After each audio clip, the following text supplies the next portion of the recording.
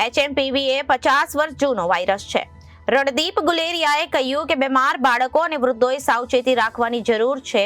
Doctor Randeep ગુલેરિયાએ જણાવ્યું કે HMPV virus ભારતમાં પહેલાથી જ છે અને દર વર્ષે શિયાળામાં ફેલાય છે. આના કારણે રોગચાળાની કોઈ શક્યતા નથી. સંરક્ષણ માટે કોવિડ વર્તનનું પાલન કરવું મહત્વપૂર્ણ છે.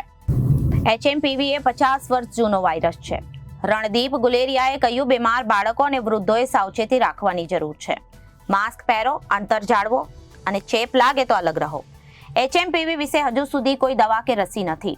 ડોક્ટર રણદીપ ગુલેરિયાએ કહ્યું કે તે 50 વર્ષથી વૈશ્વિક સ્તરે ફેલાય છે. આ એક RNA વાયરસ છે અને હાલમાં તે ચીનમાં ઝડપથી ફેલાઈ રહ્યો છે.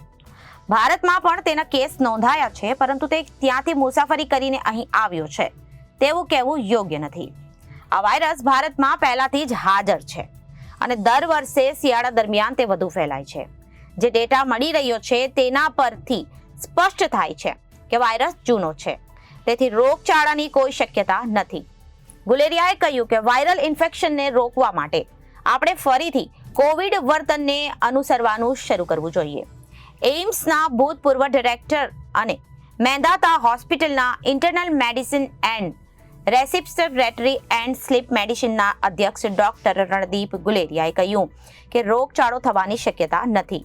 રોગચાળો ત્યારે ફેલાય છે જ્યારે નવો વાયરસ હોય અને તે વાયરસ સામે રોગ પ્રતિકારક શક્તિ ન હોય. આવા વાયરસ ઝડપથી ફેલાય છે અને ગંભીર બીમારીઓનું કારણ પણ બને છે. પરંતુ HMPV પહેલાથી જ છે.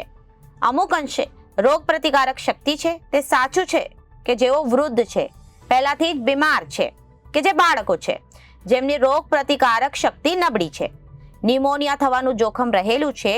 તેથી હું માનું છું કે એકમાત્ર આ વાયરસથી બચવા માટે આપણે કોવિડ વર્તનને ફરીથી અનુસરવાનું શરૂ કરવું જોઈએ. એક પ્રશ્નના જવાબમાં ડોક્ટર ગુલેરિયાએ કહ્યું કે વાયરસ જૂનો છે, પરંતુ તે ઘણીવાર જોવા મળે છે. તે જાણીતું છે કે શિયાળા દરમિયાન વાયરસ ફેલાય છે, પછી તે કોવિડ હોય કે ઇન્ફ્લુએન્ઝા અથવા તો HMPV. પરંતુ આમાંના એક વાયરસનું વર્ચસ્વ છે કે HMPV હાલમાં ચીનમાં પ્રભુત્વ ધરાવે છે. એવું જરૂરી નથી કે ભારતમાં પણ એ જ વાયરસ છે અને અહીં પણ એવો જ છે, પરંતુ સાવધાન રહેવું જોઈએ. આ વાયરસથી થતા રોગ અંગે તેમણે કહ્યું કે પ્રથમ પ્રયાસ નિવારણ પર હોવો જોઈએ. તમારે માસ્ક પહેરવું જોઈએ, અંતર જાળવવું જોઈએ અને જો તમને શરદી કે ઉધરસ હોય તો અલગ રહેવું જોઈએ. ચેપના કિસ્સામાં હાઇડ્રેટેડ રહો, પાણી પીવો. તાવના કિસ્સામાં તમે પેરાસિટામોલ દવા લઈ શકો છો. ડોક્ટરના લક્ષણોના આધારે બાકીની સારવાર કરે છે. તેમણે કહ્યું કે 5 થી 7 દિવસમાં રાહત મળી જાય છે.